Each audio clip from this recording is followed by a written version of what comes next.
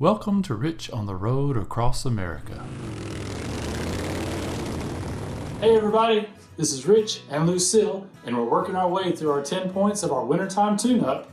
So far, we replaced the coolant, we replaced the clutch plates, we replaced the crush rings on the exhaust, we replaced the brake pads on the front and rear, we bled the brakes, we bled the clutch, and today we're going to replace the oil in the drive shaft. The VTX drive shaft uses a high-quality oil SAE 80W90. I'm going to take her off the jack stand because the easiest way to drain the shaft oil is to set it on the kickstand. This is one of the simplest maintenance procedures you can do on a bike.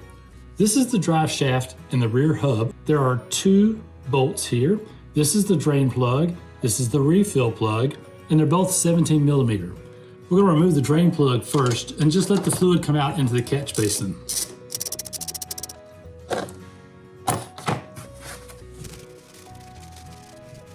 There is a crush ring on here, so I'm going to take it off and replace it with a new one. And while it's draining, I'm going to take the refill cap off also. There's no crush ring on the refill cap, but there is a rubber gasket inside. So I'm going to do an inspection of it, make sure that it's in good shape. If not, then I'll go to the Honda dealership and get me a new one. This one still looks pretty good.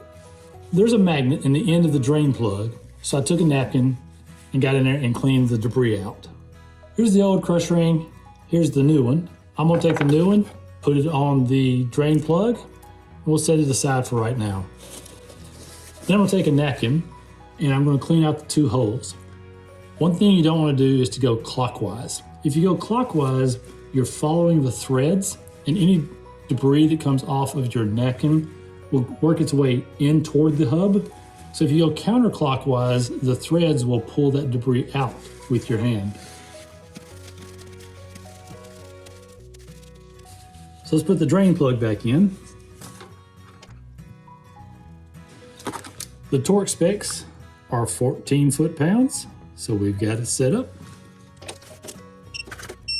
The way you fill this with oil is you get the bike upright and you pour oil in this big hole until it starts to come back out of the hole. I know this looks like a fill cap, but it's not. You actually pour it in here. Now what I do is put the jack stand underneath here, take this piece of wood, and put it underneath the left-hand side of the bike. Raise the jack up. By placing the half-inch piece of wood underneath the frame of the bike on the bike stand, it uprights the bike, but it tilts it toward the right-hand side by a ½ inch. That allows me to pour oil into the hole and get a little bit more than it says, but not too much. So let's get her up on the jack with the piece of wood.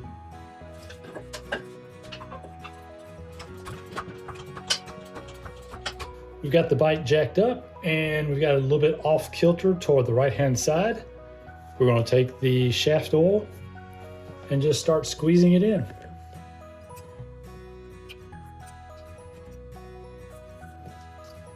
You just keep filling until it starts to pour out the hole.